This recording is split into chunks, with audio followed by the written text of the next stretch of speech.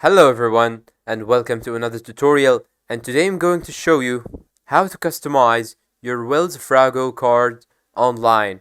It's a very quick and easy method. All you have to do is to follow my steps. And before we begin, don't forget to hit the like button, subscribe, and turn on the notifications. First thing to do is to go to your browser, then type Wells Fargo, then click on this link, Wells Fargo Online, and go to wellsfargo.com. Then here you can find this search icon. Click on it, then type design.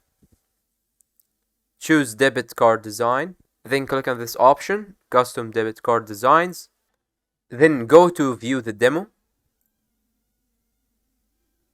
Then here you can choose it is personal or a business card.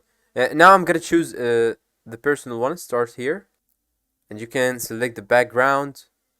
And now, starting from here, you can choose the picture you want to put on your card. You can either upload one from your computer or even choose one of these categories below. I will choose this one.